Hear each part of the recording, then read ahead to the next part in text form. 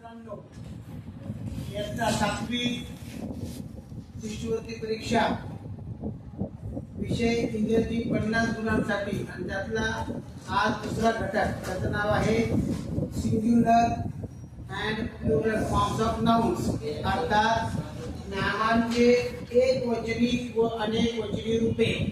हे नामनियुक्त होतात. याच्या आधी आपल्याला नाम म्हणजे काय ते माहिती पाहिजे. एखादी व्यक्ती, वस्तू, स्थळ, काळ, पदार्थ असलं तर त्याला आपण काय म्हणतो? नाम म्हणतो. नामाचे रूप किती असतात? वेगवेगळे प्रकार आहेत. त्याचे प्रकार पहिला आहे कलेक्टिव्ह नाउन, त्याच्यानंतर आहे common noun, abstract noun, material noun, अशा प्रकारचे वेगवेगळे नामांचे प्रकार आहेत.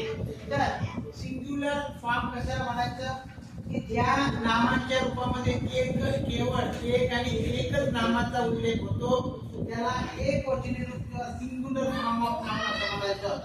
उदाहरणार्थ मँगो अँड एलिफंट, इथं ए अँड द यापैकी कोणतंही आर्टिकल लागतं. इथे आर्टिकल येतं. इथं प्लुरल्स म्हणजे काय? नामांची अनेक वचनी रूपे. अनेक वचने म्हणजे एकापेक्षा जास्त, म्हणजे दोन किंवा दोनपेक्षा अधिक नामांचा ज्या रूपावरून बोध होतो त्याला म्हणायचं प्लुरल्स.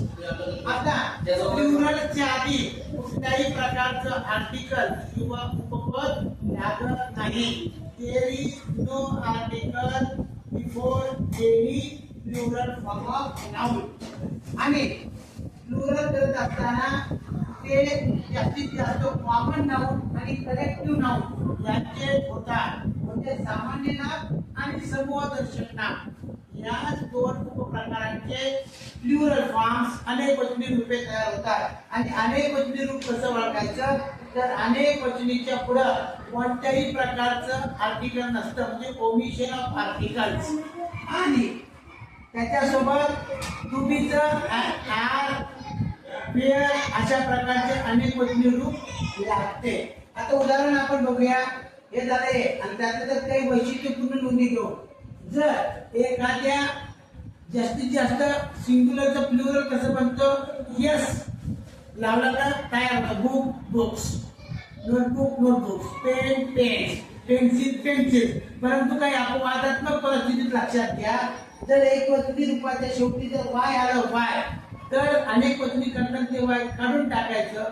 त्या वाय ऐवजी आय त्या ठिकाणी द्यायचं आणि पुढे ई जोडायचं. उदाहरणार्थ lady ladies, baby BABY baby babies, मुलं अनेक मुले.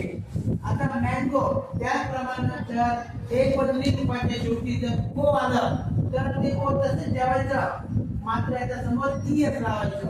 मँगो मँगोज, पोटॅटो पोटॅटो, बटाट म्हणजे tomato tomatoes, tomato tomato. Tomato म्हणजे पोटॅटो टोमॅटो म्हणून त्याला टोमॅटो म्हणायचं.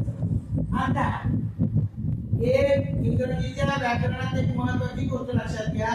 जर सरळ दोन स्वर म्हणजे ही two consonant two vowels are occurred consecutively, म्हणजे कन्सिक्युटिव्ह वे मध्ये जर लागतात तो अनुक्रमाने, तर there is no article, there is no change in the plural form of the singular which contains two consecutive vowels. म्हणजे जर दोन सारखे किंवा विजाती जरी स्वर आले तरी सुद्धा दोन लगातार जर स्वर आले प्रमाणात, तर त्याच्या पुढे त्याचं अनेक वचनी रूप हे एक वचनी रूपासारखेच असतं, म्हणजे त्याच्यामध्ये बदल होत नाही. आपण जसं बघूया here here, deer deer, sheep sheep. लक्षात आलं? अशा पद्धतीने आपल्याला करायचं. आता याच्यावरच्या आधारित आपण काय करू? सरावासाठीचे प्रश्न आपण पाहू. तर आता आपण लक्षात घ्या, सिंग्युलर म्हणजे काय? एकवचनी रूपे, प्लुरल म्हणजे अनेक वचनी रूपे. कशा प्रकारे होते तर पुन्हा आपण निवेदन करायची. आणि अशाच नवनवीन व्हिडिओ पाहिजे असले तर आपल्या चॅनलला अवश्य सबस्क्राईब करा, लाईक शेअर आणि कमेंट करायला विसरू नका. आपल्याला कोणत्या पद्धतीचा व्हिडिओ पाहिजे याच्यासाठी आपण कमेंट करू शकता. आणि लक्षात घ्या, बेल आयकॉन दाबायला अजिबात विसरू नका, जेणेकरून तुम्हाला मी टाकलेले व्हिडिओ आपल्या या युट्यूबच्या माध्यमातून आपल्या त्वरित आणि ताबडतोब पोहोचते. असेच अभ्यास करत राहा आणि येणाऱ्या परीक्षेला हसत हसत सामोरे जाऊया आणि गवगवीत यश मिळवूया. तोपर्यंत तुमची रजा घेतो. जय हिंद, जय भारत.